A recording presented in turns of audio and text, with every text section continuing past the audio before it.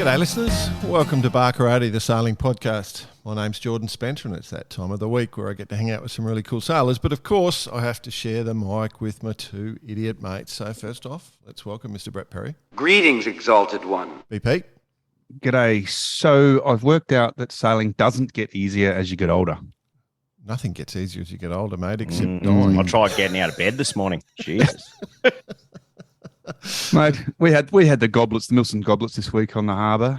Started off in a relatively sort of sedate 24 knots of breeze on Etchell, flat water, and then sort of settled down for the second race. But then the Thursday and Friday it sort of held around about 25 knots. So not easy. Oh. Not easy.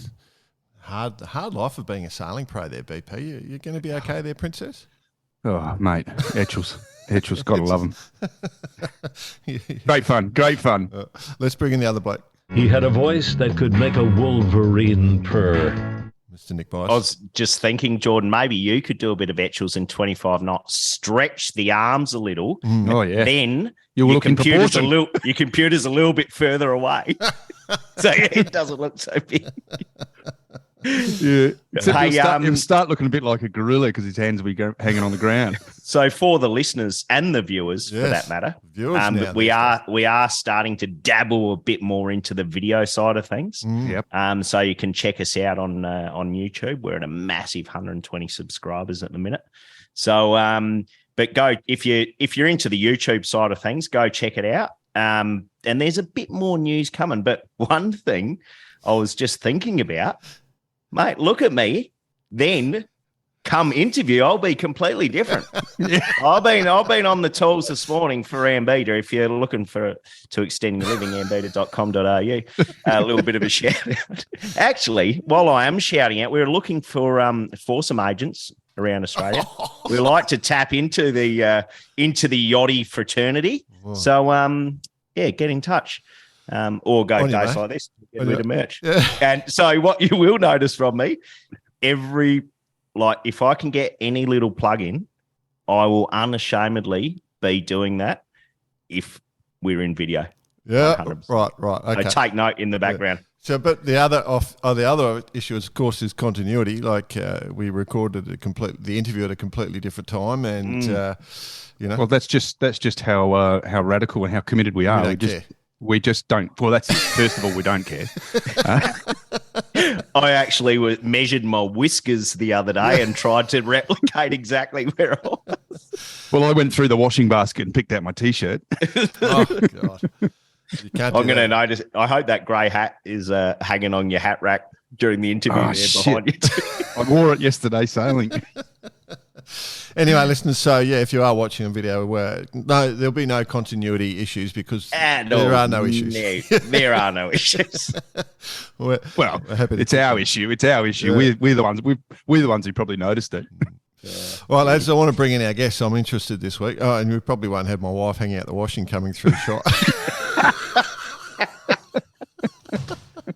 Lovely. Nice segue.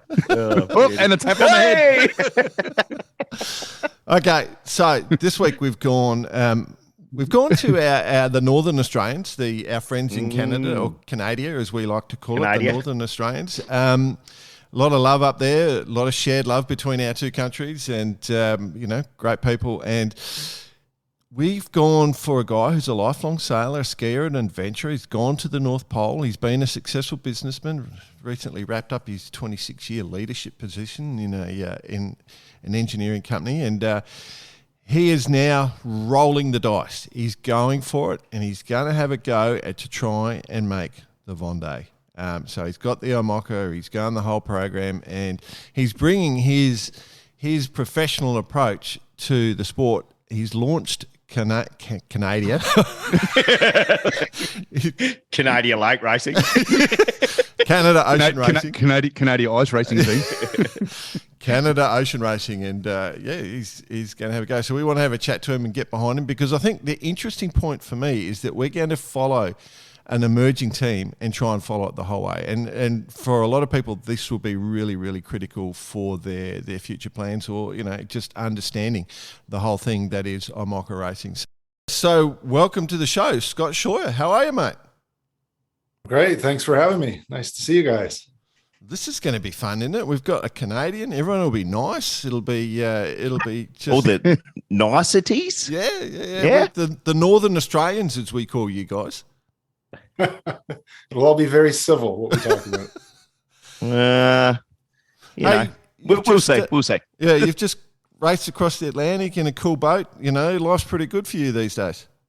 Life is great. Yeah, living the dream, as they say. So where are you now, Scott? You're back in Northern Australia? Yeah, I'm back in Canada in my home in Collingwood, Ontario. Fantastic. And hang on. I can't let that go.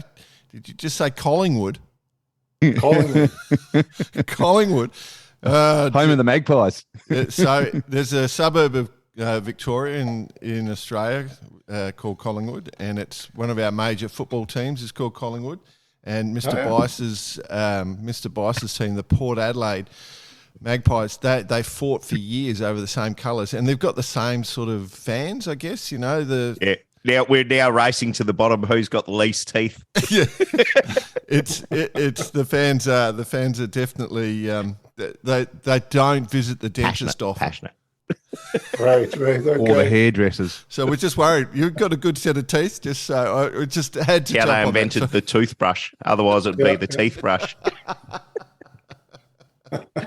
Oh, sorry, mate. We took over a bit there. Yeah. So, you're back home. As Jordan said, just did the transatlantic. That all went well. Got the double-handed record. Is that right? Yeah, that's right. It was a ton of fun, and we're super happy with how we did. Didn't expect this result at all, to tell you the truth. It was my first transatlantic race, my first double-handed offshore race, first time racing with Alan Roberts, first time racing IMOCA, and so we're super happy with how it went. It was great, really, really good on all fronts. Really good learning experience too. I guess for those that don't know you, this is all obviously leading up towards a campaign for 2028 Vendée. Is that right? That's right. Yeah. So this is a program that I started earlier. Well, actually, it was early last year to put a Canadian on the stage to do the Vendée Globe 2028, and so that's what I'm aiming to do. And this was the first race in our work up to that. Mate, it's a big dream. Where did that dream come from? Like, have you been a lifelong sailor, or you like the IMOCAs, or what's the story? Yeah, I mean, I've been a lifelong sailor. I grew up sailing here on Georgian Bay, one of the bays off the Great Lakes. It's a big bay. It's 40 miles by 80 miles, so it's a big bay.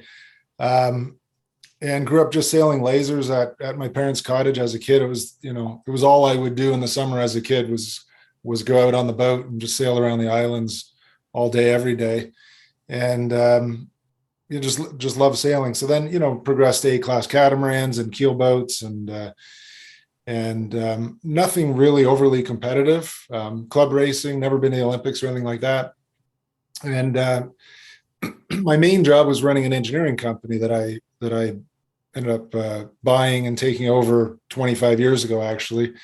And I was in the fall of 2020. I was looking for a financial partner to come invest in the company. And we were in a COVID lockdown, something you guys had lots of. Wasn't allowed to leave the house for weeks.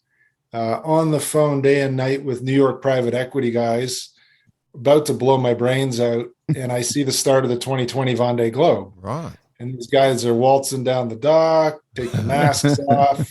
They get in these boats and they're heading to tackle the world. And, here I am 12 hours a day on Zoom calls with these private equity guys about to blow my brains out. And so it was that moment the switch flipped for me and said, I need to make a change here. I love it. Yeah. And what a change it is. I mean, obviously, growing up on the lakes, sailing a laser to taking on an IMOCA is a big thing. I mean, it's a massive project.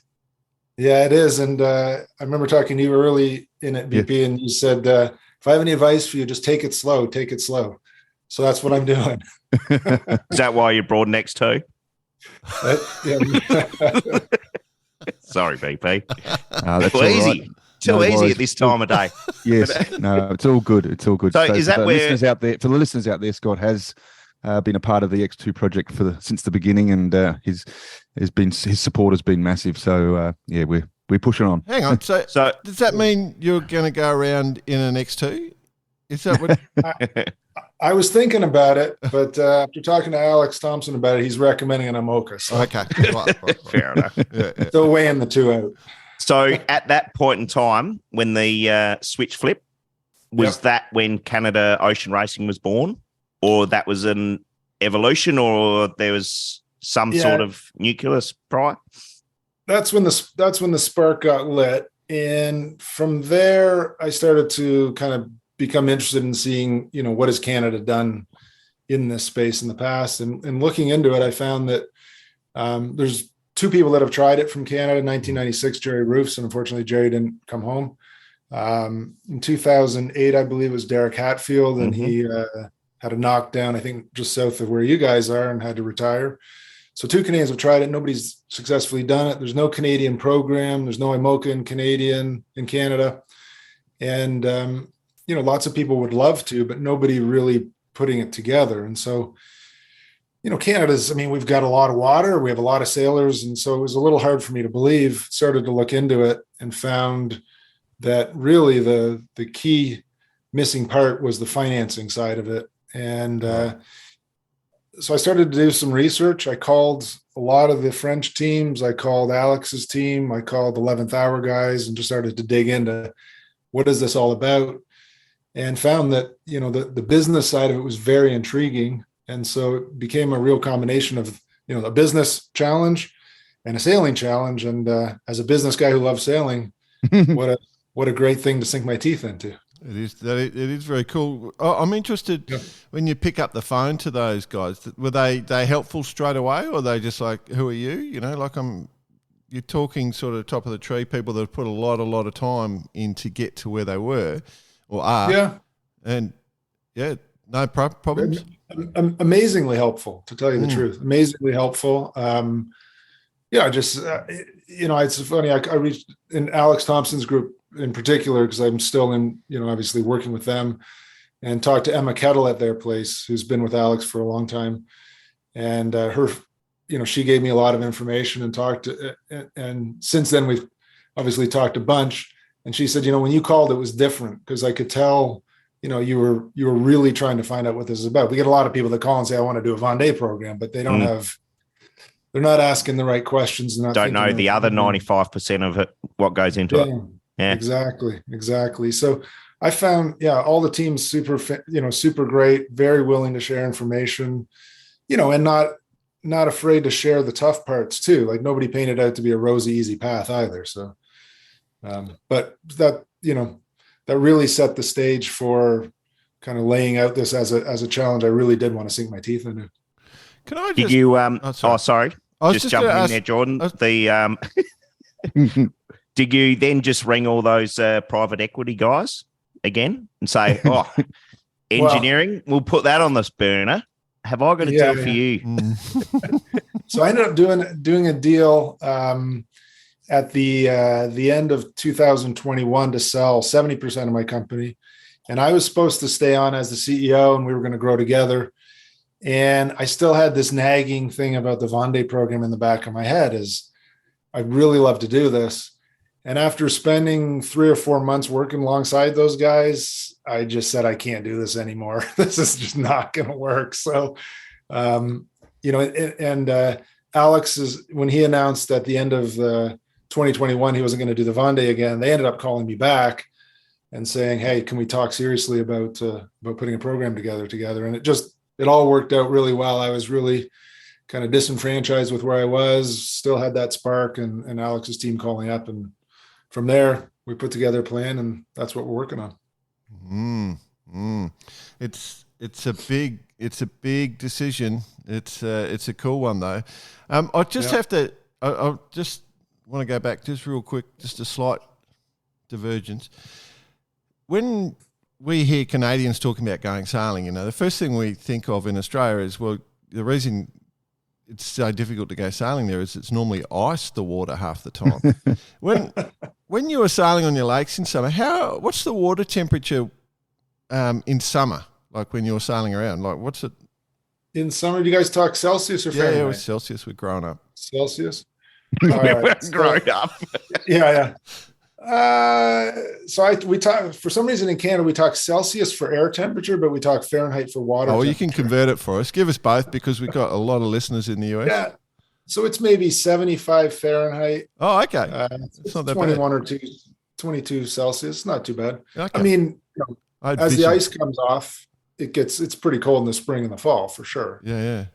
We just thought, I just had to check because I thought you guys would be like hard units sailing around in 4 degrees Celsius water or something like that, which I guess the rest of the world sort of does, but we don't. That's what dry suits and wetsuits are for. Yeah, so. I got one for you, Scott. So you grew up with the lasers in summer. Yeah. Our favorite form of sailing right now is the ice sailing. Have you had a crack at that? I have not. No. Wow. And you're right there. Really need to get out there and do that. Yeah. No, I don't think they do around the world ice race yet. I think that'd be pretty cool. It'll be pretty quick though. Yeah. I love it. Just around the North and South Pole. There's two versions of it. So with once you made the decision, right? You've obviously put you've worked hard your whole life, and you go, right, I've got to find. You're obviously someone that likes to achieve things. So, what was the first thing? Did you start? Were you like me? You're on the internet every day looking at boats. Is that where you went to next, or did you start looking at the whole business structure first? Yeah, I started looking at the business structure and the whole strategy and the value proposition to customers. And I mean, it was really fascinating calling all the teams and asking kind of who your sponsors are and why do they sponsor you? And just the different reasons it's unbelievable. It really is. I mean, I'm used to upfront question. It's a pretty upfront question, and that you're just asked. Then I'd love to hear the answer. Yeah.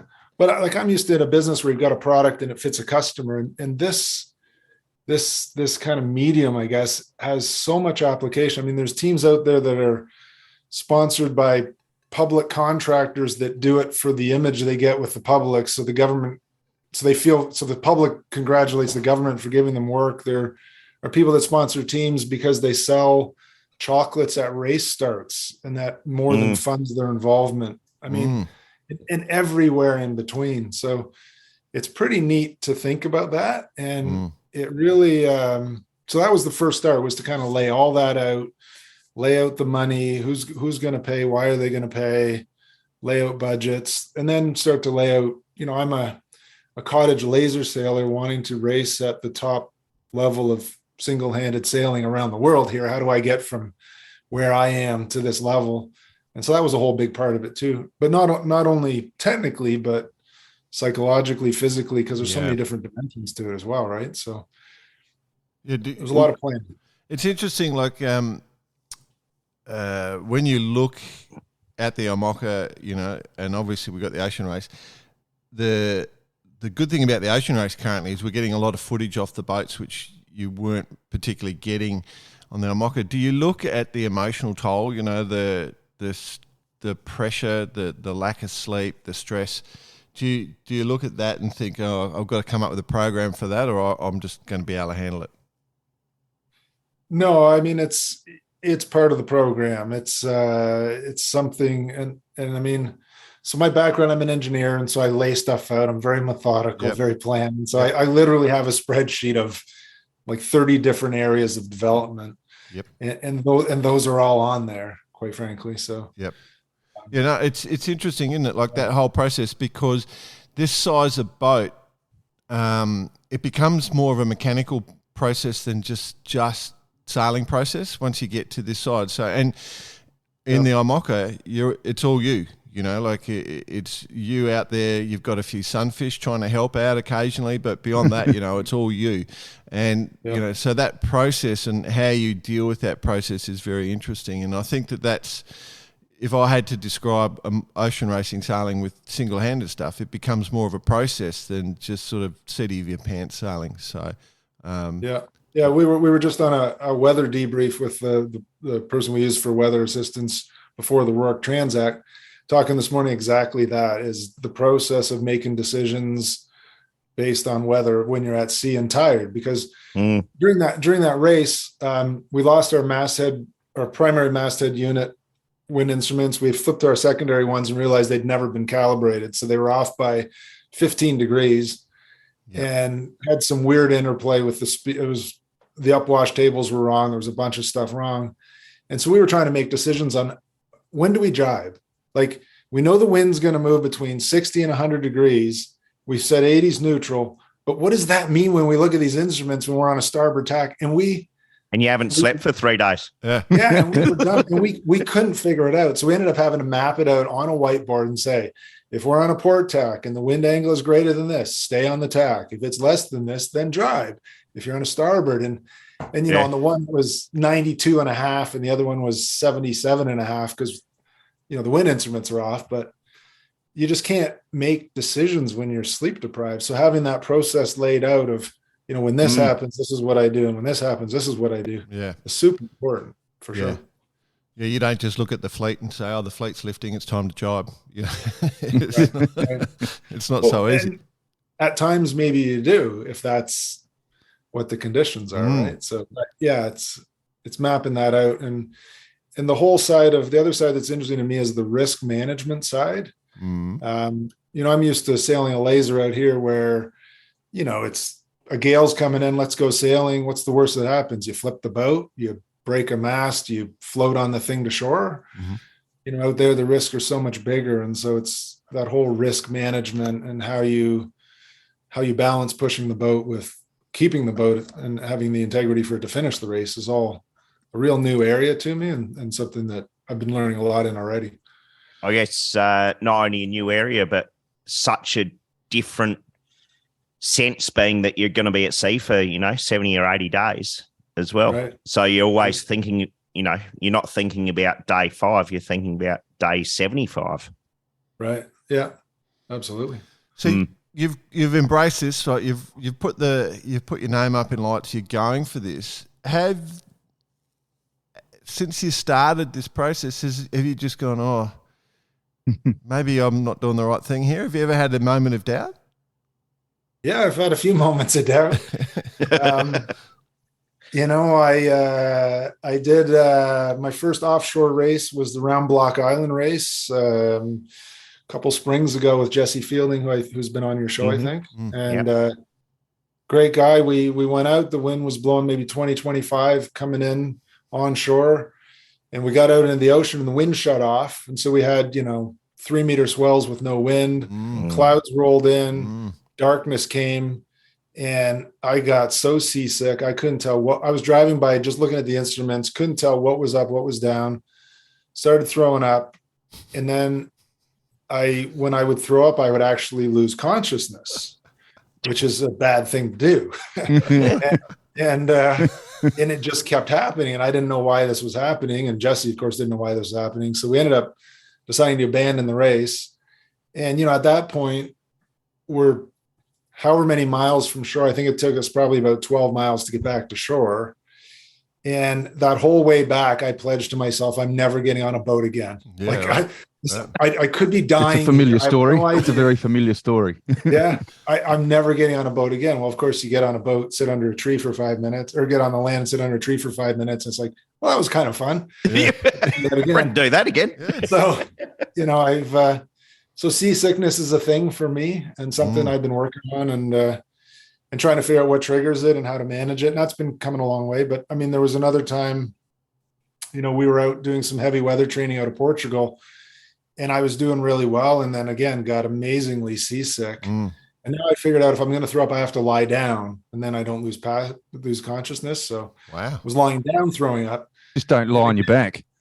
Just don't lie on your back. And then, but pledging again, I'm never getting on a boat. I'm selling this boat as soon as I get to shore. Wow.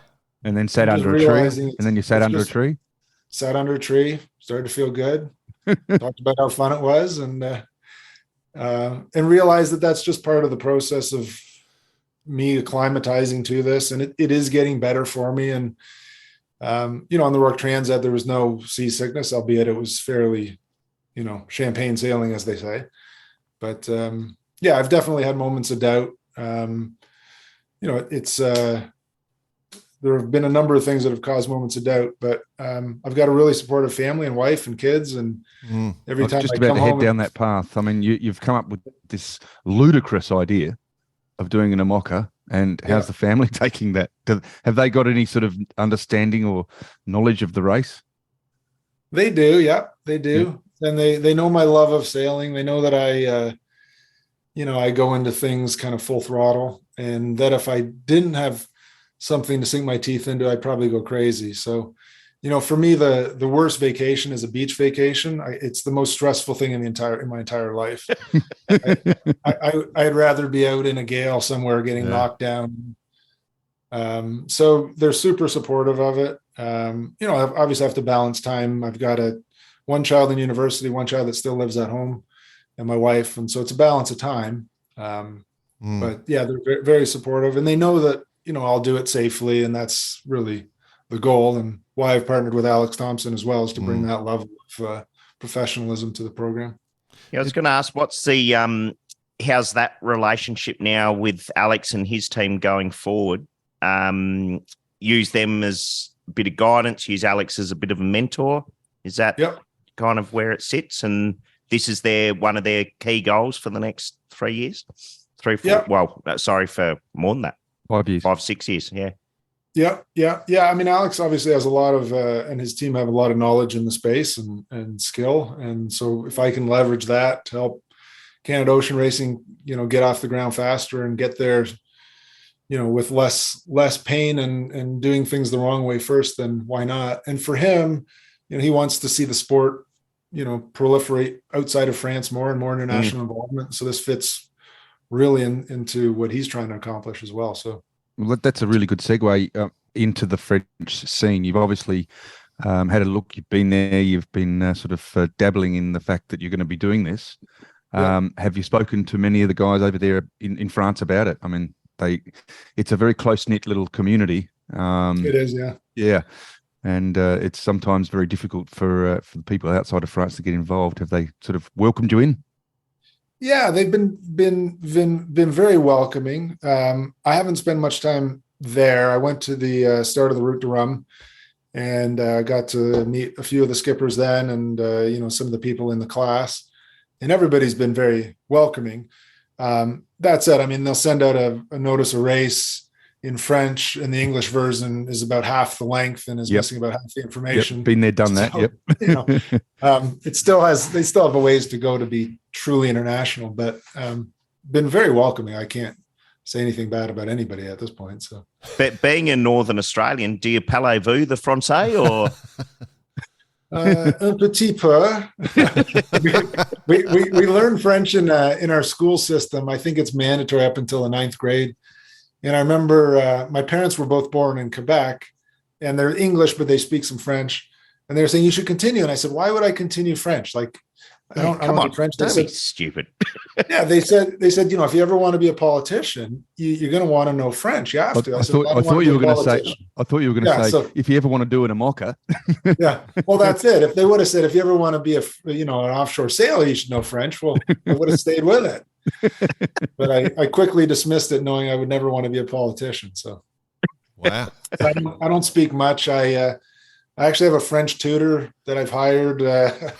That I bought a block of time with, and I'm struggling to find time to do it. So I don't know. It's something I'd love to do. I don't know. Well, Alex would probably advise you to do the same. He'd say definitely the more French you learn, the better it is. In the mini scene, it's very similar. It's obviously very French, and then you get a 5-minute version of the weather, which doesn't really give the actual details. So it can be quite frustrating if you're not from there. But it is a big French scene, and that's how it is. It is, for sure. What that's on my list of things to learn. The French, I believe they used to call Alex roast beef or something. It's a bit of a nickname. What have they got a name for you as a Canadian? Not yet. Not sure what it'll be. We'll come up Nick with does. No, we've got a few ideas. I think it's the Brits that get the roast beef. I don't know what Canadians get. Yeah, no, it's got to be something else, doesn't it? Yeah. So I'll report back when report back on that one. Yeah. So what's it look like at this point in time? Alex Thompson Racing, are they putting a IMOCA into to the 24 Vendée, and then you take over? How's that work? Time commitments, building boats, all those sorts of things, or you just use them more as a bit of management? Yeah, so they're helping me with campaign management. They're not running a program themselves. They're not building you a boat and you jump on and you. No. So I've got a boat. We bought Offshore Team Germany's boat. Mm-hmm. So that's a Canada Ocean Racing boat. I don't think that's the boat that I'll use for the Vendée in 28. It's a good training boat at this point. We are talking about potentially putting a program together for the 24 Vendée. Oh, really? But that is a cake that's not even close to baked at this point. So, but it could be really good for me to go through a Vendée cycle with another skipper as the skipper, if we can line up sponsorship and such to do that. So, and do some of the double-handed stuff, and then he goes off and does the race, and potentially. Mate, I've got to. Since the dream came alive, the spark was lit, so to speak. You've seen some involvement in IMOCA World.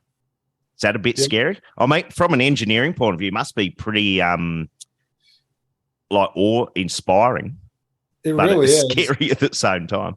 It really is. It's really neat, and it is kind of scary in that you realize the differences between the boats is accelerating, and my boat is 10 years old and it's a dinosaur in the class, right? And it's hard to believe that a 10-year-old boat's a dinosaur, but things are just moving so quickly. So yeah, and most docks you walk down, a 10-year-old boat is actually pretty new. Yeah, right. Yeah, so exactly. Because your boat's, what do you call it? A mirror? Is that what you call it at the moment? That's your sort of mirror, name for the boat. So that was it's a nice looking boat, that one. Like to my eye. Thanks, a traditional eye. Yeah. She's a glamour. Owen Clark design. So offshore Germany. What was it first? Was it Acciona? Acciona, that's the one. Yeah. Acciona first.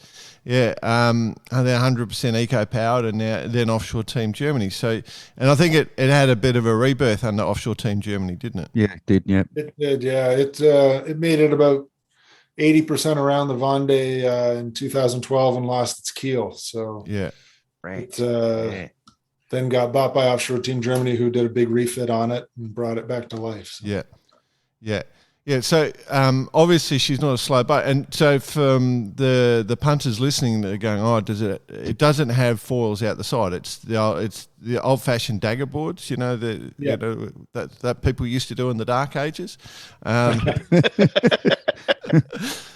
So she doesn't have a scow bow. She's got a normal. She looks like a proper wedge. She, like for us, we've all grown up looking. That's what boats look like, and she looks like a glamour, but.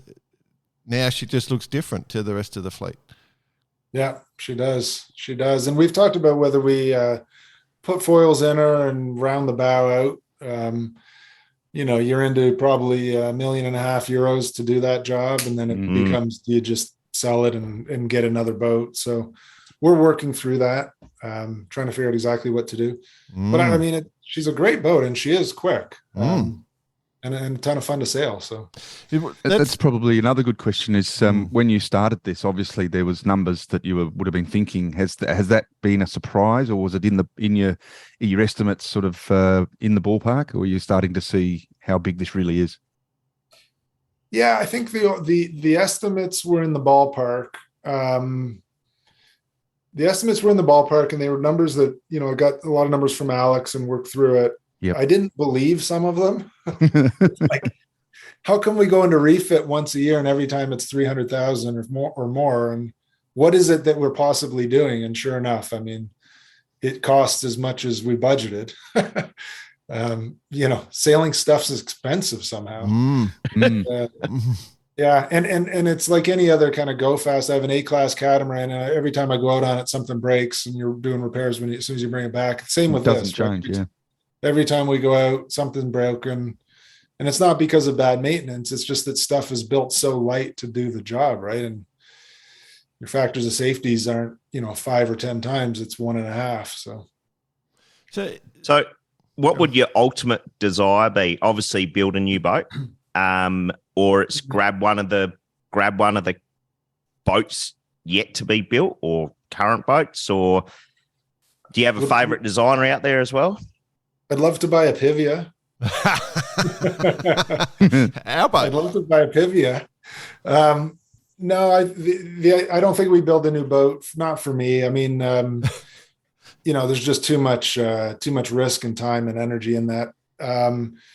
It's funny because I started out wanting to be the first Canadian to finish the Vendée, and conceivably the boat I have would be good enough to do that, right? Yep. But as I get out there, I mean, I'm competitive, and people have always told me through my life I'm super competitive. Like I downhill ski race and I do triathlons, and I'm always looking to improve. And I'm finding the same thing is happening now. So I'm gunsmoke fever. Yeah. So then you start looking at, do I really want to be in this boat when I'm racing against a bunch of foilers? I should get a better boat. And I don't. So I don't know what the answer is. It's not a new boat, and it's probably not the boat I have, but somewhere in between. You can't just turn up to the Vendée anymore. Like you have to get your spot, like it's no guarantee you're going to get the spot. So you're kind of obligated to find that pathway anyway, because, your sort of boat might actually be going around it by 2028. Yeah. It's getting to, you now have to qualify. There's only 40 spots, and I think there's 55 programs or something like that right now. Yeah. And so it's the 4 years of racing before the Vendée that those races give you qualifying miles. And I think you just have to finish within like 150% of the winner's time. So you don't need to be winning races. It's more about finishing them. And, as long as you're not super slow. So, again, this boat could do it. But it's nice to be fast too. So yeah, big tug of war going on there. I can see it. There is, for sure. I know your nature, and I know where you're going with it. The interesting thing, of course, is this, and it's really become evident just watching the ocean race, is the whole elements about the foil, and that foil development is playing a big part. And, one of the fun conversations we've been having in the last few weeks is around the auto helms, and, the technology and investment in auto helms is just insane at the moment. BP's, it's his favourite thing at the moment, talking auto helms. So, you could pick up the Epivia, which just happens to be a super fantastic platform, super well designed. Yep. You're welcome. And, and just make sure you got the right foils and away you go sort of thing, right? And just, I think you could do it easy. I'd be intrigued as to what else you would do differently. Yeah, I don't know. I mean, there are a lot of good boats out there that are kind of in that age range. And so it's really going to be putting the word out that we're in the market for a boat when we are, and seeing what becomes available. And I've heard Epivia is now owned by Bank Popular, and it's kind of restricted on who can race it or something, because they don't want it beating the fleet or something. I'm not sure. These are rumors. It's been silenced. It's been silenced. Taken off. It's had its wings clipped. Well, so what's the program looking like now, Scott? You're back at home. You're sitting in front of your bookshelf. And not that I'm prying, but I do see one familiar book in the background, Sailing for Dummies. Sailing for Dummies. So it's just put the feet up, do a bit of reading for a bit of time, or and where's your boat now? The boat is in Grenada. The crew's going to sail it to the Azores, and then I'm going to jump on and do a fake solo from the Azores to the UK in a few weeks. Oh, cool. That was a whole new concept for me, is you don't ever really sail these boats on your own unless you're racing, because why wouldn't you have somebody else there in case something went wrong and for the risk standpoint? So that'll be the first time that I'm really kind of in charge of the boat, and conceivably on my own, which will be another big step. And then it's going into the shed for a couple months. And then we're trying to get it out and commissioned to do the Bermudes 1000, which is in early May. And that's the first race in the IMOCA circuit. So. The IMOCA stuff. And then is it a Fastnet year this year? So are you going to do all that sort of stuff? Yeah. Yeah. Fastnet double-handed. And then another race, the Defi Azimuth around France, and then the TJV at the end of the year. Oh, fantastic! And which where are you going to? Gosport. Gosport, yeah. Yeah, I'll send you a few tips around that joint. I was just going to say, knowing Bicey's tips that are going to come down the wire. When you were talking about being seasick, lying down on your stomach, throwing up, I was just thinking my two idiot mates get seasick on land. I found them that way multiple times. Yeah. Beauty. What about the solo sailing? Okay, so you've been out double-handed most time, and you've been with crew. Yeah, you're obviously trying to learn to do the maneuvers on your own. How are you finding that? I mean, that's a big part of it. Yeah. The maneuvers on my own are easy and 10 knots of wind. When it's 25 or 30, it'll be a little different. But what I'm finding the biggest challenge is my strength on the grinder, to tell you the truth. Yep. A lot of the stuff, you don't actually jibe in 30 knots. You furl and then and then tack, really, right? Yep. So it's the furling, it's the unfurling and trimming, it's the reefing the main, and then shrugging the reef. There's a lot of grinder work, and obviously the faster you can do it, the better the maneuver. And so that's it's not necessarily, I've learned the steps that I need to do, and I've got kind of a spreadsheet. Got a spreadsheet, as you can imagine, a spreadsheet checklist for it.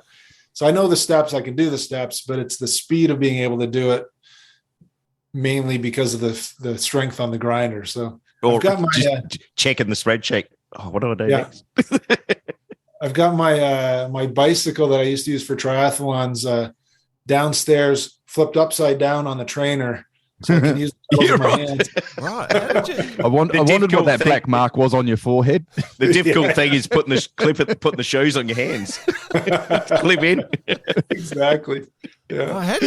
You have to send us a photo of how you got that set up upside down, like on the trainer. Like, I'm trying to work that one out. I still can't get my head around it.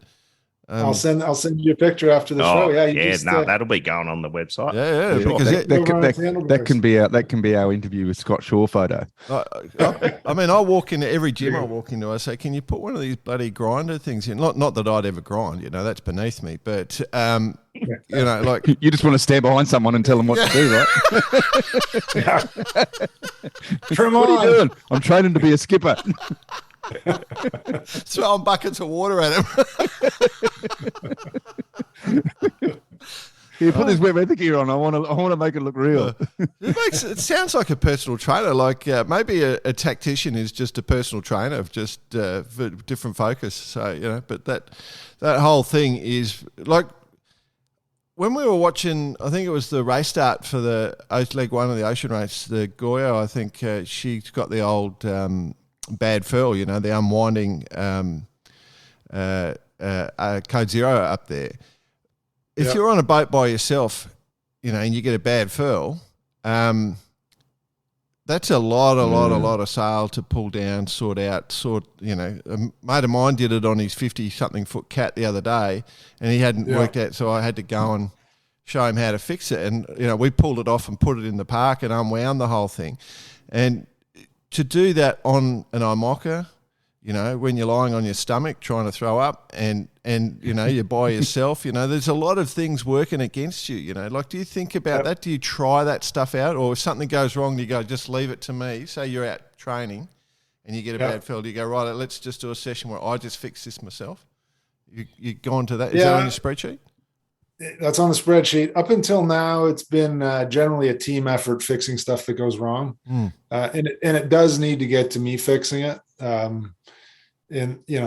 is some of the development that needs to happen, because you're right. It's we've had some stuff go wrong. We had a J3 sheet block fail that then caused us some issues, and we lost the pilot in those issues. So we crash tacked and got the J3 itself stuck on our radar on the mast, and just could not get it freed off. And we were in purgatory for some time fighting with that. And I don't know what you do if you were by yourself in that situation, because it took just sit there and scratch your head for a while, have a think about it.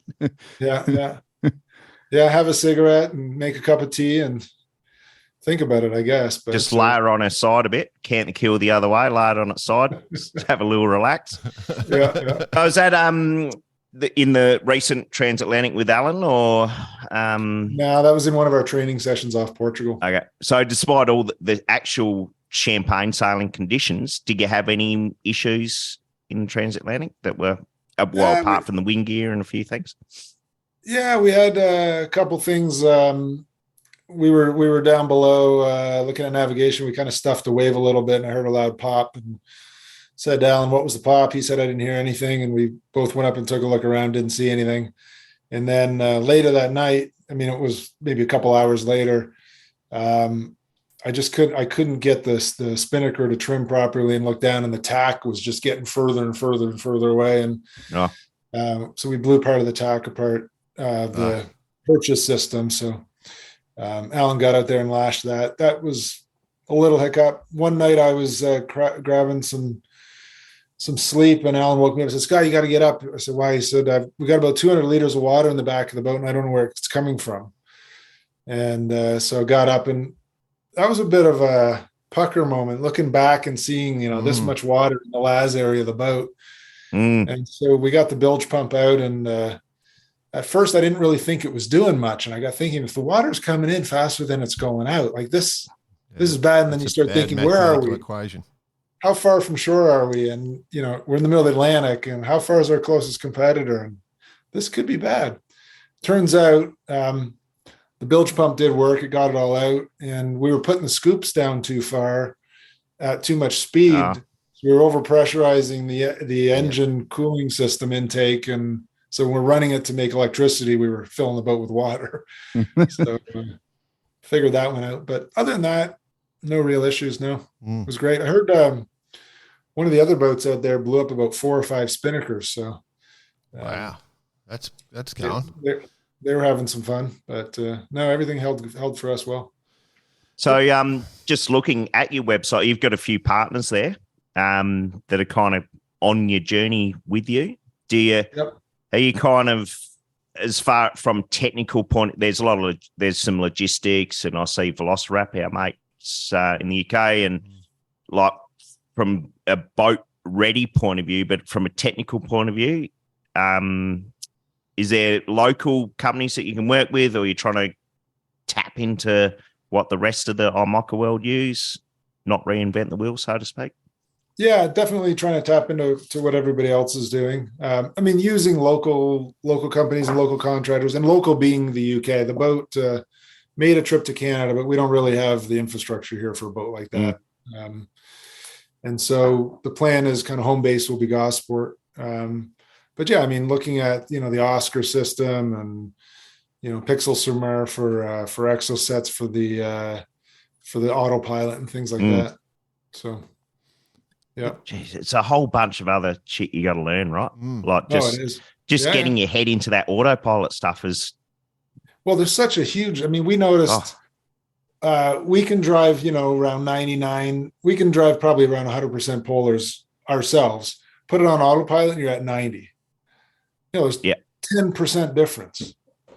I mean, over a 10-day race is a day, right? Yeah. I mean, it's unbelievable, the difference. So, and I know the different systems you get on top, narrow that gap quite a bit. And of course, we can't drive at 100% 24 hours a day. So there's that, but you can just see a huge opportunity in autopilots. Absolutely. Yeah.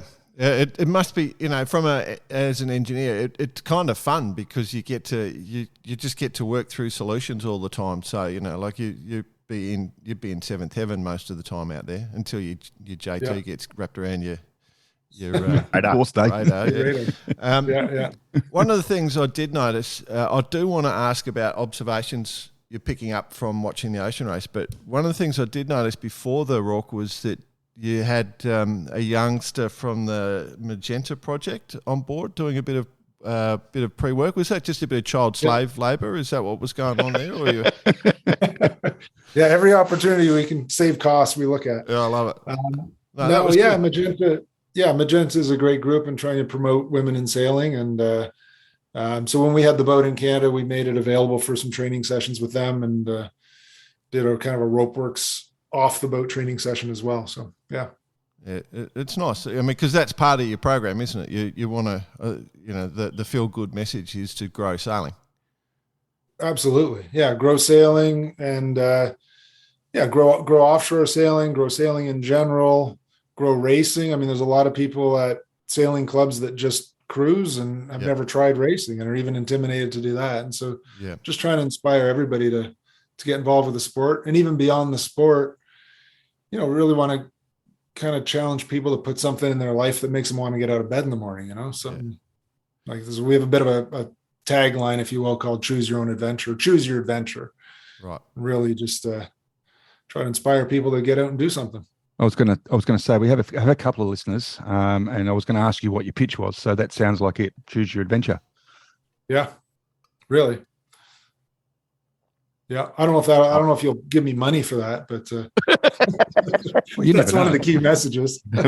we're struggling with that ourselves, but ours is if you don't like us, just send money. Yeah. The problem is everyone seems to like us. I can't get it right. So with you, obviously, with the ocean race going on, we've got these IMOCAs going around. We've got the onboard reporters now. We're seeing a lot more stuff coming off the boat. What are you noticing? What are the things that are jumping out at you that you find interesting? Or are you not watching? I'm watching while trying to also be home with my family. Of course. But I'm noticing, a lot of good footage. I'm noticing, when people are writing little bits of their strategies on boards, and I'm noticing what weather models they're using for routing and all that. So there's some good information coming off the boats. Again,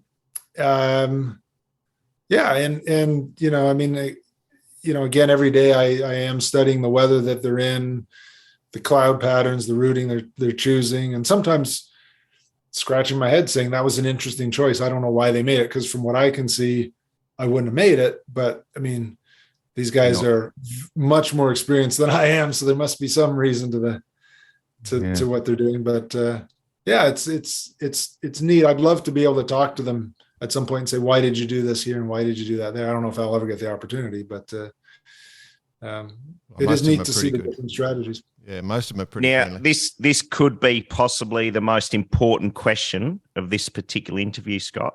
So listen up. What have you noticed?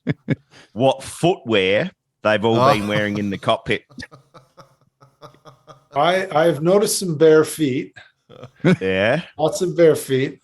Other than that, I haven't really. What have you noticed? Well, no, the Croc features heavily. I know. I'm a big fan of the Croc. It's got a lifetime sponsorship deal with Croc. You know what? Alex wears Crocs, and we were out there on an early training session. He said, you got to get a pair of these Crocs. And I said, I'm never getting a pair of Crocs.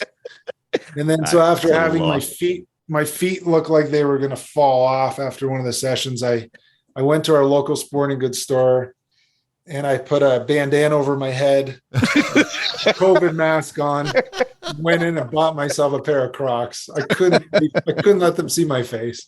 The CCTV picks it up. It goes viral. The thing that Bicey doesn't tell you, and he doesn't tell the listeners because he wants to be the cool kid, is you can buy your Crocs and go offshore with your Crocs, but he's got the little clip-on bits, the little flowers and the little. He goes the full program. So you can get clip-on lights too, which is cool. Yeah, they're the ones I wear for the nightclub. Put them on at night. Is that just before you get seasick on land? So you've been converted to that, which is, mad sympathy. Yeah. But I guess, like if you were sort of going to rush out and buy a boat now, like having watched the ocean race, is your thoughts on the designs change? What we're seeing coming out of some of the races we've seen. So we've had the ocean race, we've had a few different events recently. So are you looking at designs closely? I am not as closely as I would be if I was making a buying decision. But I do think the new bow makes sense. comparing it to the bow on this boat, when it kind of gets into a wave, it doesn't break out very easily. I mean, if you're steering by hand, you can kind of pump it and get it to come out, but it'll bury in, and you'll go from 20 knots to 10, and then it takes a while to get back up to 20. And so you can imagine if it was more skipping, it's more violent. I understand for the riders, but that makes a lot of sense to me for sure. And then the foil designs, I haven't been really into them. I don't know to the extent that they're downwind foiling. No. I'd heard just through the rumor mill that 11th Hour was probably maybe doing the best in that. And so maybe we'll see some of that in this race. It'll be interesting to see when the wind angle gets to be more kind of VMG downwind, what happens. Yeah. I'm interested, there's a lot of different classes out there, so say, for example, the 40s, the class 40s where you get Sam Magnard, he's been doing a lot, they've led the way with that sort of that scow bow thing, and I'm intrigued, I've been listening to a bit of interviews with Sam the last couple of weeks. I don't know why, but, do you looking across at other classes and seeing that sort of stuff? Yeah, well, and you also look at John LeCam's building a new boat without foils, right? So, and he came fourth in the last Vendée in a daggerboard boat, and so it'll be interesting to see the verdict on that. John LeCam, will you run your campaign like John LeCam? Sort of that whole approach. have you been? You got to work on your hair. You got to work on your hairdo a bit, though. I got to work on my hairdo, and I guess my French. Well, he doesn't work on his English, so there you go. Yeah. He does apparently love cappuccino or espresso, and so do I. So I got to find a good espresso machine for the boat. Yeah, that's insane. On the notice of design, actually, there was something I noticed in one of the videos was PRB was running triple headed, and started to wonder why. And I looked at kind of the cross, what they were doing versus 11th Hour or Militia, for example. And what they've done is they pushed their J3 tack aft to open up that slot. And so they're running a smaller J3, but they have a much bigger slot there, which is letting them run triple headed. So that's an interesting change as well that I haven't seen any of the other boats do.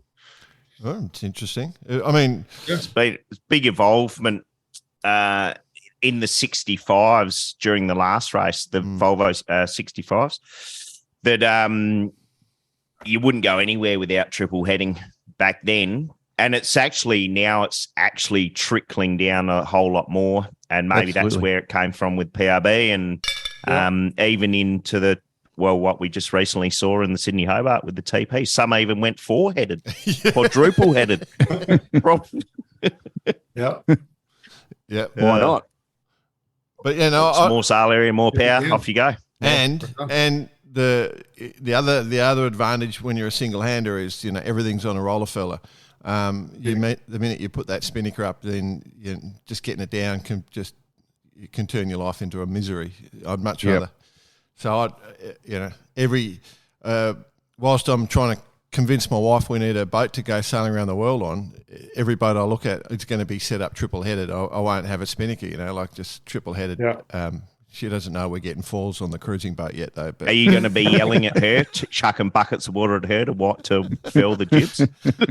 You've met my wife, mate. She'd smash. Yeah, you won't. Yeah, she's as fit as buggery. She'll be yelling at me, I can tell you. So from the perspective of your approach in your sort of plan, have you had to go back and reassess the plan at some stage? Like, this whole engineering approach, we're having a laugh about that, but you've laid out a plan, you've gone and got the consultancy with Alex Thompson, so you've actually got a pretty smart approach. Has there been a major mistake where you've gone, we got that wrong? It's a great question. I guess one of the things I didn't realize is the amount of time this was going to take me away from home, to tell you the truth. Sounds like I looked at it and thought, you got a Fastnet race, there's 3 days, put a flight on either end, I'm gone for 5. Well, no, I mean, you need to be there 3 days before the race. You need to be there 2 days after the race. And so a 3-day race takes 10 days. And then you look at something like a TJV, they've got a village set up ahead of that race for 10 days ahead of the race, right? And you're expected to be there. So well, you got to sell the chocolate somewhere, right? Yeah, you got to sell the chocolate. And so all that time I didn't really account for. So the deal I made with my wife is that I would be away on average a week every month. Some months 2 weeks, some months no weeks, but a week a month. And don't tell her, and she won't listen to this podcast anyway, so I don't really have to worry about it. But can you put weeks in the bank? It's looking like it's going to be more. So can you put weeks in the bank? Can you say, look, I wasn't away last week, so it's 2 weeks next week? Yeah, I try to do that. And sometimes, like if a month has like 4.5 weeks, I'll call it 5. Yeah. I can scoot that little bit in the bank. But it's like log service leave. You can accumulate that, but not annual leave. Yeah. You lose that at the end of the year. and that's the other part of this for me for me, this is what I'm doing for fun, right? I mean, I'm serious about it, but it's supposed to be fun too. And I do have to keep everything in balance. And that was probably the biggest oversight, was the amount of time it would take to do it properly. And even the time at home, it's a lot more time. The business side of it, the getting sponsors, the managing the crew, it is a full-time job. It really is. Yeah. For sure. What about the sponsor conversations? How have they gone? Yeah, they're going really well, actually. Right. It's been fun. We've had kind of a half dozen companies that we're seriously talking to in one way or another, and just fun and kind of thinking through what being a part of the program could mean to them or how it could help them. Mm-hmm. There's one particular kind of model that we're looking at, which is similar to Militia, where they have a kind of a bigger message that they're trying to get at, and they have 6 or 8 companies that are backing that. Yep. And so we're looking at doing something around kind of an environmental cause and getting kind of 6 or 8 companies that want to stand behind that, which is great, because I'd love to be able to do it not just for the money, but for a cause as well. If it could check that box and do some good in the world, it'd be the icing on the cake. So, and is this we're talking about Northern Australians here from a monetary point of view? Yeah. More global. It's more global, but with the lead of a Canadian company that's particularly interested in helping this. Yeah. That was going to be my next question. You're obviously speaking to people. Have you had, how far down that path are you? You getting close, or, you? Yeah, we how close are we? Nobody's writing checks yet. We've got this one Canadian group. If we can put together a broader group, pretty committed. And we're now starting conversations with a broader group around it. We've been working on the model and what the partner rights are and all that kind of stuff and how it would work. So it's coming together. I mean, it doesn't, again, nobody's writing checks yet, but there's a concept there at least. So one of the things, we're fairly near the end of our interview here, but one of the things that's come across quite clearly in the discussion is the family element for you.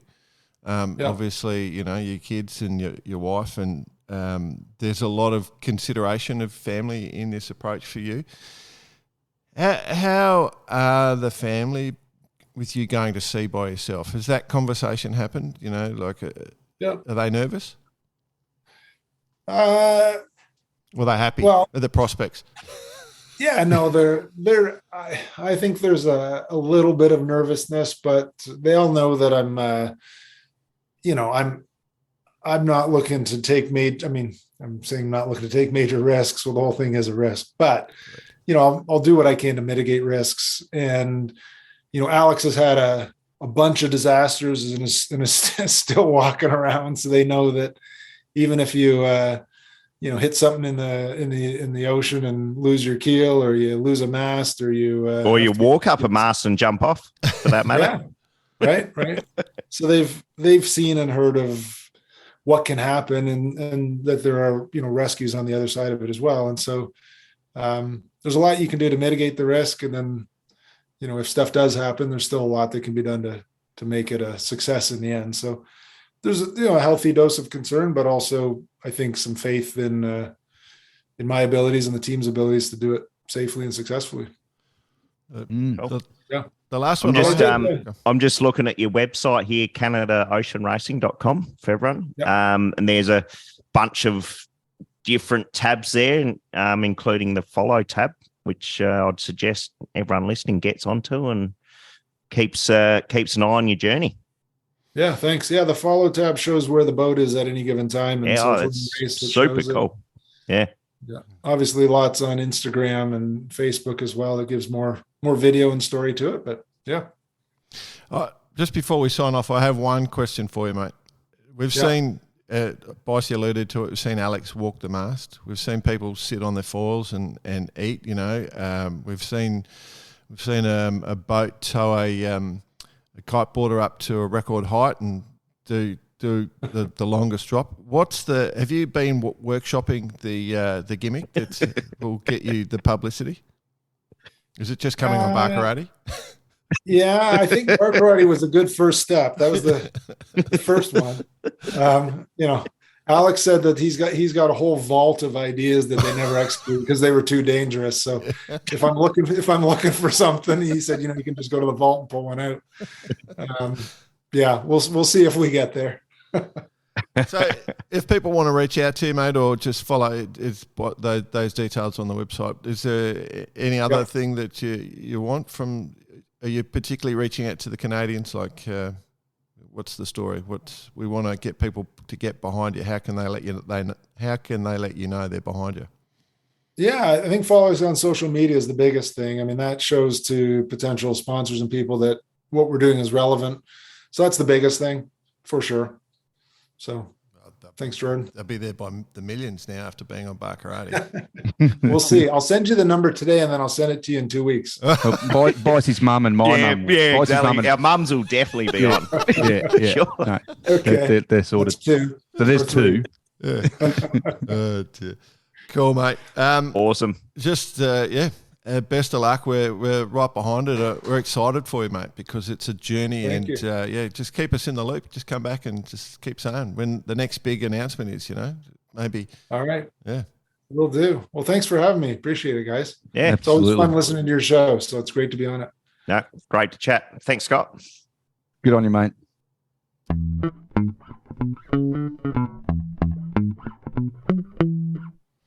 The coolest part about this is we've caught this at the very, very beginning. This journey, if you like, of someone's dream. Pathways is what we're all about here, and there's lots of different ones, but this is a spectacular one from my point of view, and being a part of it as well because he has, he's a part of the X2 program.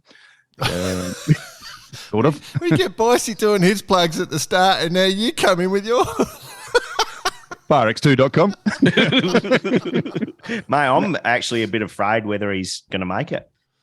Since we did the interview, back to the continuity thing, Scott did send us a photo of his grinding machine down in his gym, and Scott might be missing a couple of limbs by the time he gets to the start line. That will be going up on the website. No, but seriously speaking, it's exciting that we're in the very, very start of this, and I'm really, really excited to see how it goes. He's obviously done his first transatlantic, which is a feat, on its own, and in itself, and they walk away with the record. Yeah, absolutely. So exciting times for Scott, and I'd have to say that I'm really looking forward to it. Yeah, cool. Here. Cool. Good luck, Scott. We're with you all the way, mate. Absolutely. Other news, club events. I'm not sure if it's a club event, but I guess we have to mention it. The IMOCA 6 Masters Worlds are about to start in the Royal Varuna Yacht Club in Thailand. So all the oldie laser people, and they've separated the sixes and the sevens so that they'll race the sixes, and then the subsequent week on the 18th they'll do the sevens. So when most of us are focused in on SailGP Sydney, the sevens, the Masters will be kicking off. Best of luck to all the Masters competitors. Obviously, hey, did you blokes pick up on that picture from the laser, the ILCAs in New Zealand? there was a pic getting around of someone sailing a boat from like the mid 80s. Oh, yes, I did. And like literally like a plank. Yeah. And he had the life jacket on with the big bowl behind the neck. And no shoes and a pair of turquoise bloody stubbies. So this is when you say the IMOCA Masters. This is the caliber. This is what I'm imagining. Yeah. If you read that on a bit further, that was his first ever regatta.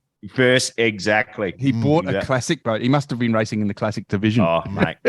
Awesome. Anyway, best of luck to our Masters competitors. More than happy for you to reach out to us and tell you how it's going, but enjoy Thailand. Beautiful place. The other one I want to mention is coming up. It's Easter, the weekend of Easter. Speaking of plugs. The 75th Brisbane to Gladstone. That is going to be huge. The race coverage is going to be huge. I can't announce Why is that? Really? Why is that? Why? Tell us why. Well, I can't announce the details, but there is going to be easy access. High caliber commentary. Oh yeah, well that's a given. But no, just the ability to access the vision is going to be pretty full bore. So I'm looking forward to listening to Grant and Nick Douglas. You know what I like about you, mate? Nothing. So it's the 75th anniversary. For those who haven't actually ever thought about the Brisbane to Gladstone, I just thought I'd mention it because basically at that time of year, it's prevailing southeast gradient. So you effectively go screaming up on a starboard reach up to the top of Fraser, do a job, and then scream into Gladstone on port. And it's a pretty good event. Great event. A great event. So if you've got a boat that likes to charge, and let's be honest, it's starting to get cold down south. Easter is the time that the bottom of Australia starts to get cold. And, well, Queensland, it's just the perfect time to be because you'll still be in your shorts and T-shirts just smoking along, eating your Easter eggs. It'll be unreal. Easter eggs. They're in the bloody shops already. Could you believe it? Yeah, no rabbits on boats, though. Yeah. No rabbits on boats. I don't notice chocolate BP. Never notice. No. All right. Jack Lloyd, listener of the week. Oh, there's some competition here. There is some good ones, yep. And some dear old friends. Yeah, right. Okay, so, well, first off, we got, do you want to do the Karen Butcher one there, boys? Yep. So Karen Butcher, a mate of all of ours, as a matter absolutely. of fact, Long-time friend. From the hometown of Adelaide. Basically writing in, I won't read the whole thing, but writing in, talking about how she got back in, having sailed Wally's like 37 years ago and jumped back into the windsurfer LT and made up part of the SA team that went north and had an absolute ball. And by the sounds of it, well, one, she's pushing us to get to WA for the next year's Worlds. But what it sounds like is the format is you can kind of just go at whatever level you want, which is going to suit us quite well. I don't know how many messages we've got encouraging us to come over to those Worlds, but it's more than I can count on my hand. So it's correct. There's a lot of people wanting us to attend. At the moment, my level of enthusiasm given is minimal, but keep going. Yeah, we got it. So then, what I find interesting after her little letter, right through the last paragraph. So after 5,800 kilometres driving with Tommy Crab, partner of, we two Barkarati virgins listened to 28 episodes of the latest episode. In reverse order. Yeah, I'm sorry, guys. Sorry. You had to endure that. We decided to share some critique, noting that some of the promised information for following episodes was not included, such as being a bit skinny on the debrief for the LT Nationals, especially the success of the best-looking entrant from SA, the mighty Tofu King himself, Timmy Elliott. Course racing equal first in the marathon, first in Slayman. Overall second. Thanks for the entertainment. So break that down, 28. That's a good 40 plus hours worth of. That's impressive. Listening to us. The droll. Listening to us three idiots. I do want to take that criticism of us being a bit skinny on Windsurfer LT news. Don't look at us. Your media team just did not. It was impossible to get results, impossible to do anything, get any information. Like if the championships were close to me, I probably could have gone up and had a look and taken care of all that, but it was at least 40 minutes away.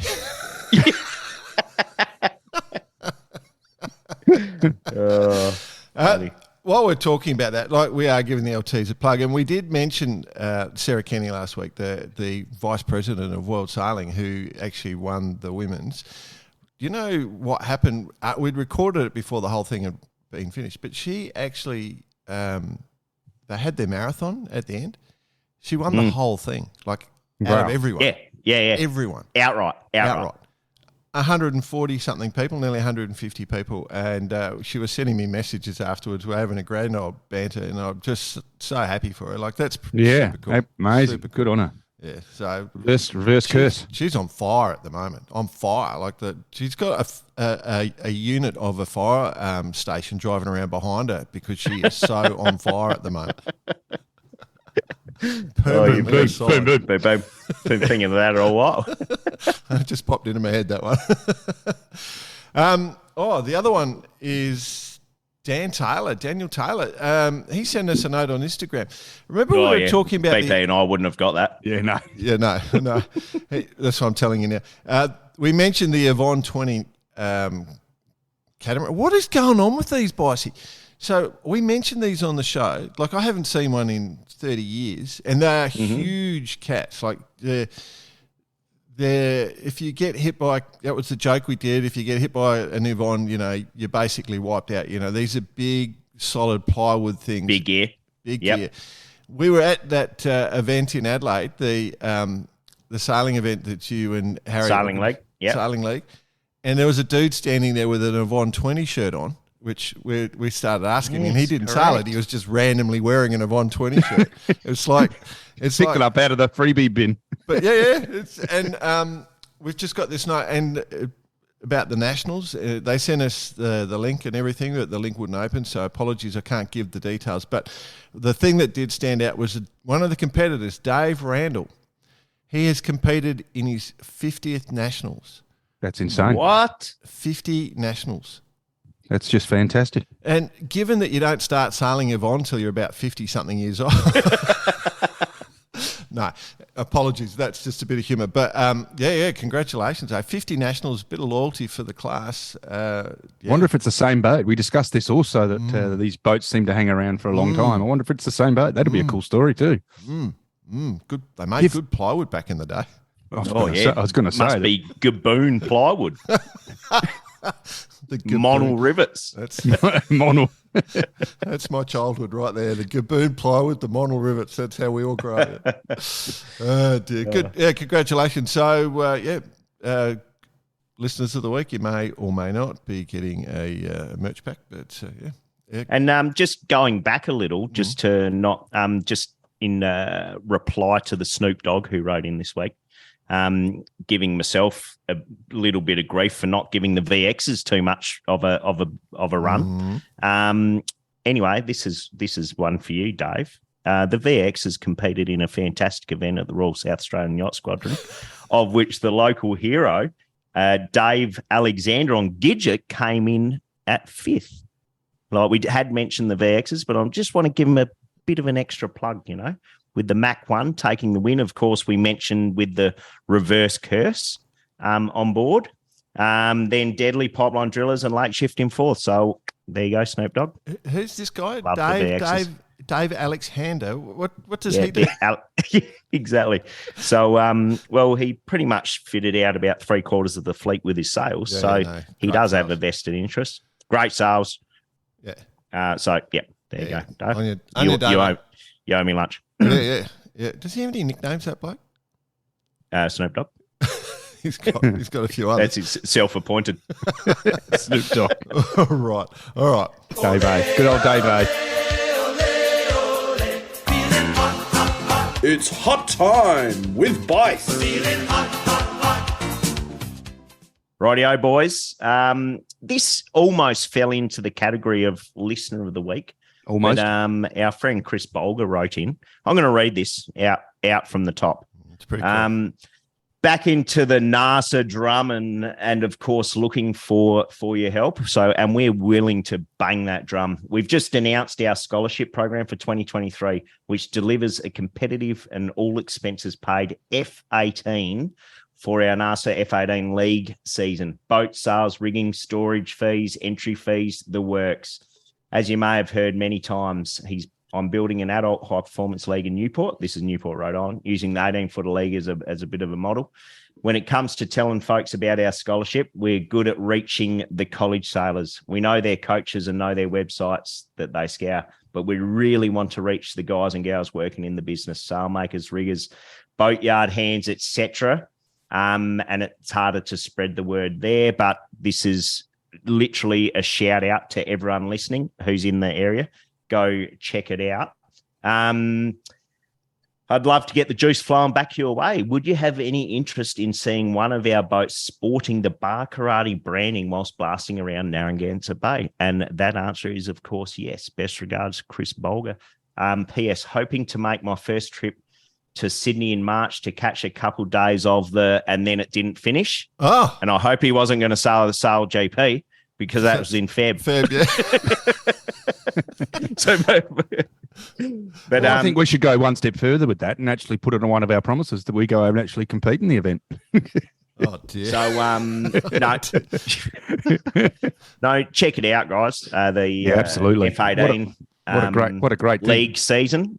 And mate, Chris, just send us actually a link just via, and we'll get her up on the book for you as well. So it's a good idea. It's guys having a red hot go, and the Newport is a great sailing destination. A lot of talented sailors and stuff there. So if you are looking for that scholarship or you're trying to launch your career, you get right in front of some of the biggest names in our sport are sitting there as well. So it's definitely something to get going, and we're 100% behind it. The NASA, or I just call it NASA, F18 Sailing League. It's good on you.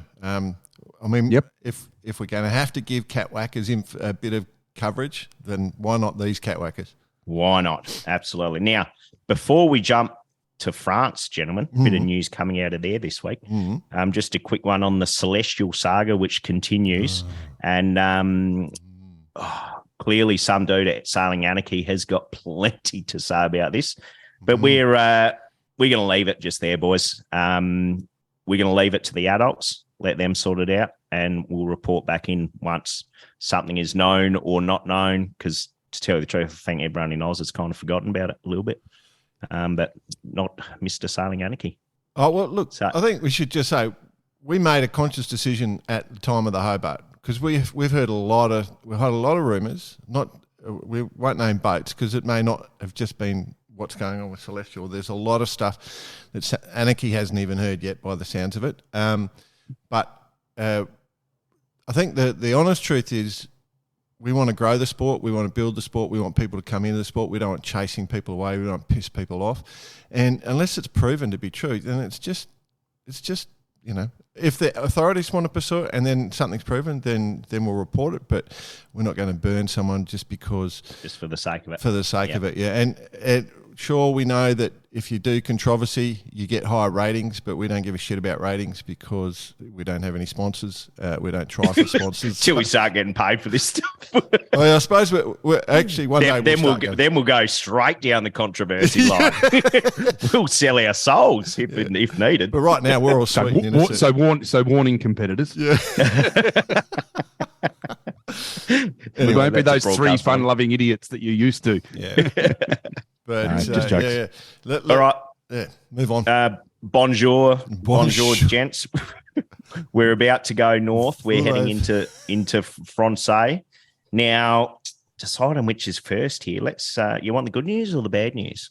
Good news. Good news. So the Orange Express, the K Challenge, the French America's Cup team, which we predicted back quite a while back, or knew about, didn't necessarily predict. Container Gate, they call it. Just got to go and buy a shitload more containers to get a few more rumours out there. Anyway, she's been named the Orient Express, which is an arm of the Accor hotel group, which, so they sound as though they're off and running. They've brought the tech package from the Defender Team New Zealand. What's that? So that, what does it mean? What's the tech package? I know. So they've got some good. Well, I mean, it's headed up by Stefan Kahner, obviously. It was a Riva Challenge back in 2007. Yeah. Same team, very much similar. Including the talented French specialist, Frank Camas, overlooking performance. Yep, got a few clues. And of course, our good mate Bruno. Is there. Another one to mention is Thierry Duliard, who was also there in Arriva. He's taken on a coaching role, which is superb. He's a fantastic guy. I like it. So get this, gents. For the first time in France's history in the America's Cup, the French Challenge will benefit from a latest generation technology package provided by the Defender. This will allow Orient Express to gain time and start on equal terms with its opponents. So is it getting data from the reconnaissance? Is it actually a boat design? Or is it pumping up the rugby balls, as you say, Jordan? I've got another one. I've heard another rumour. It's the wide combs for the shearing. They've got, it's going to help their wool industry. That's what the tech challenge is. They've got the wide combs. The Kiwis always run the wide combs, Yeah, they've run a wide comb. They've got a solid wool press as well, so they're sending that tech north, you reckon? I've got no idea what the tech package includes, but it could be anything. But the difficulty for this group, of course, is that all the other teams did the last cup. This team's the first timer for this cup in these boats, and these boats have stepped up. One thing, the team, you have to imagine a lot of the Sail GP French team are going to roll straight into. We've got it's looking that way. Quentin Delapierre, the skipper of this whole challenge, and he's been unreal in Sail GP. And you probably couldn't put a nicer bloke in front of your whole organisation to talk to the cameras. He's a cool dude. So that will be interesting. But the development of the boats, I guess. Do you reckon they already started designing? They've got designs on. Oh, got it. I mean, that'd have to be. You'd have to be. What are we? Feb 23. Cups in September 24. No, they'd be well into it. They'd be well into it, and I know the team. So this is where I'm trying to get to. What's going to work is that the design stuff. You've got some examples. They've probably seen quite a bit. Everyone's been thinking about it. So the design stuff will work. Whatever they pop out should be pretty close, right? But it's the technology elements that will break down, like where you put your batteries, where the hydraulic systems are operating, how you power everything. Remember we saw a lot of those problems during the last cup as the teams were trying to work through that. So maybe that's what it is, because that, I reckon, will be the difficulty. That whole element of making things work on the boat and making things work properly. Well, I would suggest that the more teams that are in, the better the cup, right? So they're going to try and get these guys in there to a level with the machinery that works. That's not too much testing going on. They can obviously, once they've got it, go down a path of testing different foils or whatever they want to do. But I think they want to hit the ground running, and I think that the competitors want them to hit the ground running, which is I think that's the smart attack, rather than having someone out there who's got tack. I like it. Foiling tack, was it? Yep. Foil to foil. But you know what I mean. Someone who's out there just struggling with 4 years behind. I think they'll want them up there straight away. Well, here's another one. So as through our interview, the mention Scott was talking about wanting a Pivia, right? Which is the boat that came from the Ocean Race design study design group led by Mr. Nick Bice, and ably assisted by Jordan, making sure that the beers were well and truly there. And a lot of the ideas and stuff that came out of that was us sitting around drinking beers and throwing ideas at each other. So are we? I'm feeling like we're willing to offer our consultancy those expertise services to the French. But I'll tell you one thing we won't Bruno do. knows this well enough. If we have to go do it in France, I'm not doing it over pastis. No. But, could that be I don't want to start rumours. Could it be happening? Could that conversation have already happened? The containers were bought from Bicey. Was the consultancy signed off? Are we contracted to the Orient Express in the design capacity? Are we part of the design team? And should I crack a beer just to get back to work? Now, I'm sensing there's a little bit of a common theme here. The boatyard, which travelled around with the Volvo Ocean Race, that was developed off the back of a few bottles of El Cotto Red Wine. The Super 60 took shape after a few beers based in Portugal. Ooh, what's next? What's next? They asked. Well, the French America's Cup team. Oui. Now we'll come back to the America's Cup, gents. But okay. A bit of sad news out of France is Clarisse Kremer, who was 12th, I think, in the there, has lost her gig with Banque Populaire. For the next Vendée. There's a whole lot of scuttlebutt discussion going on about it. Having had a child late last year as well. How much has this got to do with it? What's the word? It's opened up a pretty big can of worms.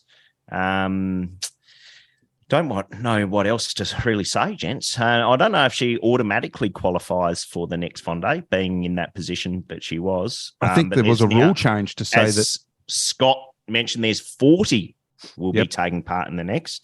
And it's only good for the race to have more women, females involved for that matter, and doing what they do and what she does very, very well.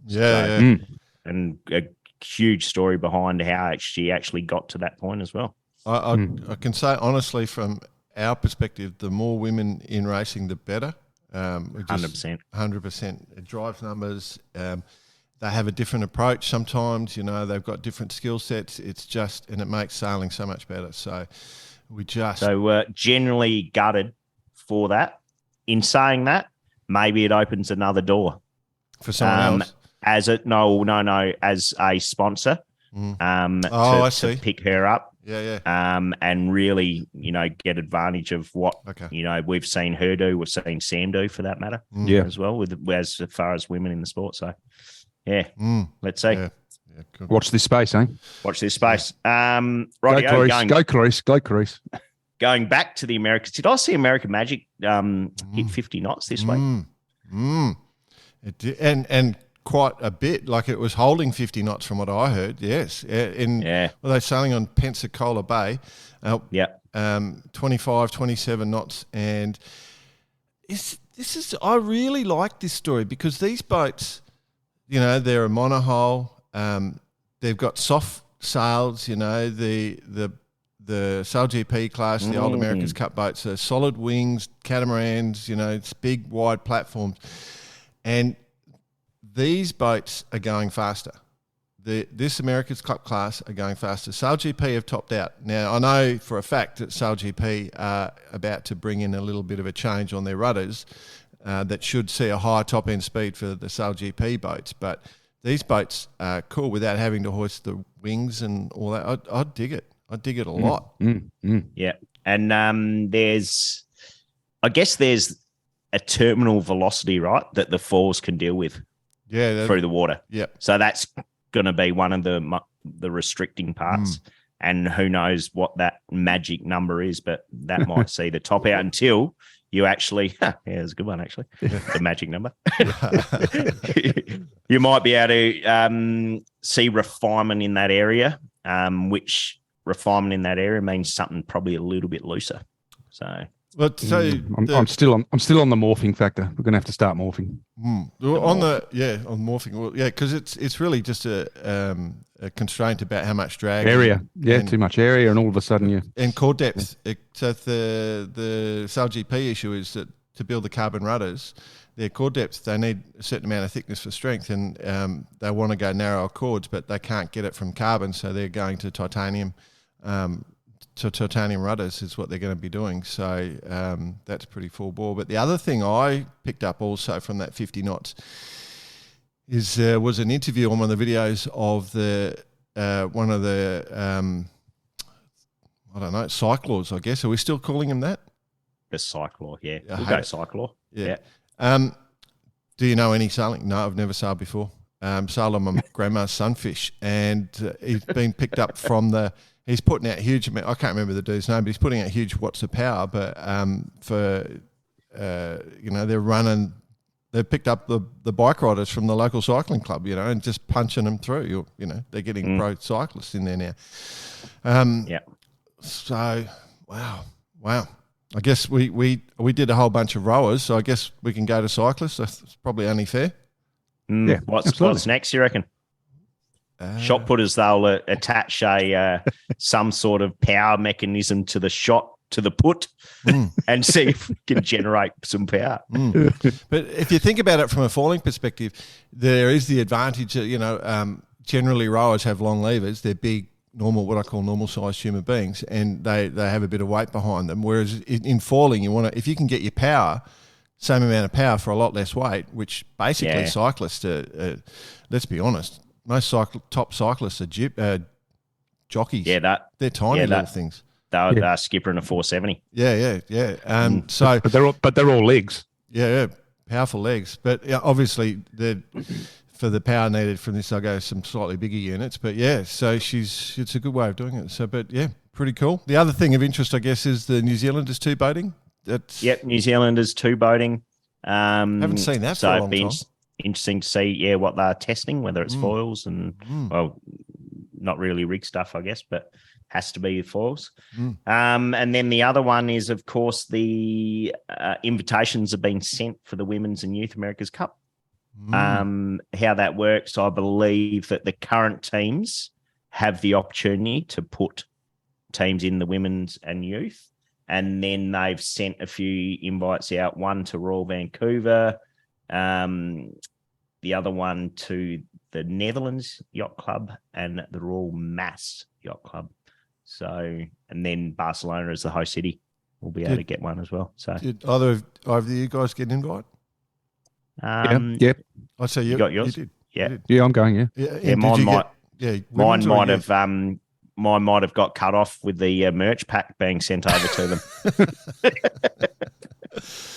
Cool. No. Yeah, we're not youth anymore, so I guess that proves that. Yeah, that throws that out. That's about it from me in regards to hot time with me. But of course, we've got to talk about the ocean race, gents. What's your observations? I saw there a bit of commentary on the socials this week, Jordan, in regards to a few thoughts here and there. It's interesting, isn't it? Because when we were talking to Johan, we did discuss the weather because it was just the leg had just started, and it's going to be difficult, and it's proven to be really, really, really difficult leg going through the doldrums, and now they've got this big ridge that they're trying to navigate at the moment. They're talking about the run. I haven't seen on the weather models where you can see that run across to South Africa properly forming up yet, but everyone else seems to be seeing it. So I don't know. It's evident that the teams are really close together, right? Mm-hmm. That's what I was going to say. I think that's really, really super cool that the boats are all being pushed really hard and they're all really close together, which is what we loved about the last ocean race. The last couple, and it'll be good if it's not just one boat winning, but lots of different boats winning different legs. It would be keeping the tension high right to the end. But I haven't got much more than that. Any other? I think the only key observation here is when you look at the tracker, it's quite it doesn't really give you the right data in the sense that what that measures is direct route to Cape Town. And what's interesting here, you've got the pre-doldrums, the doldrums, and the post-doldrums, and basically the further west you can get, the better and better it looks like. For example, a couple of days ago, 11th out on the track were 4th. Yeah. Now they're basically bow to stern with Hollism. So, and having just got that big slingshot around, and now they've got the hammer down doing 20 knots towards Cape Town. So, yeah, it looks like Melitza's having a limp a little bit, which is a bummer.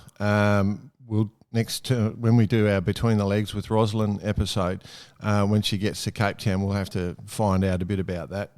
But in saying that, though, the latest update is they're 49 miles behind. So yeah. That's still within striking distance. I believe they went furthest west. Yeah, the doldrums, and it didn't actually pay off, which was an interesting one. Must have been a. And then we've got old Goyo Environment. Biotherm. Biotherm leading, yeah. And then Goyo Environment currently doing 6 knots while everyone else is doing 20. Yeah. So that's the bit them on the arse, that one, isn't it? Yep. And that you can see they sailed a much easterly course than the others. So, but that's I don't know, what was it back in the day? You tack on a Tuesday. That's right, Gordon. Before everyone went west, and now it repeats itself. Everyone the further west around. You go, yeah, you just the better you arc around. Yeah, exactly. That is a genuine story, listeners, that we did get from one of the early competitors in the ocean race, saying that genuinely, they were cooking steaks and they'd play their guitar and then they'd tack on Tuesdays. That was how. What does it Tuesday? Oh, it's my day off. Yeah. I can't help out. No. So if you're having your day off on your rostered day off on a Tuesday, you didn't even have to help with the tack. Anyway, but that being said, still totally into it. I'm glad to see a lot of America's Cup stuff coming out this week. We've calmed down a little bit on some of the adventure racing. So I did notice the Winding Nationals were on currently as well. Yeah, as we speak. We do have the Flying 15 Worlds coming up in Fremantle. So everything's been happening in Freo this year. West Aussies are going gangbusters at the moment. Yep. So, it's all happening. Just don't go swimming. No. Oh, jeez. Yeah. That was terrible. Anyway, so sailing's the winner at the moment, and I can't wait. I'm still rock solid into the ocean race. I don't know you boys. For sure. Absolutely. Some great videos coming off too. Yeah. Yep. I saw Sci-Fi's little discussion about the doldrums or the trans-convergent zone, or whatever the hell it's called. But super informative. Yeah, I've got to say. Yeah. That's what we want. Yeah. Right. Cool. The other one, just a little plug out there, is our friend Jessica Watson. Oh, absolutely. The movie came out that we spoke about, episode 133 from memory. No, buggered if I know. Out on Netflix. Worth a look. My family watched it yesterday. I was going to say, yeah. I do believe my wife maybe even shed a bit of a tear toward the end. Well, I watched it with my 2 daughters, and it was very good, very good. Well done, Jess. Did you cry? I had an absolute ball. Jess, she's a cracking lass. We'll get her on the show again. I think we'll reach out and get her on the show. I actually went sailing the other weekend with a young lady that did all the sailing scenes. I don't know why they couldn't use Jess, but yeah. Oh, okay, yeah. Yeah, she did all the sailing scenes for it. So, but yeah, cool. Good on them. Very we'll good. do a movie review one day. Yeah, that's what we'll do. One day. Karen, please do not comment. All right, we're good. All right, we're good. Good. Well done. All right. Well done, gents. Righto.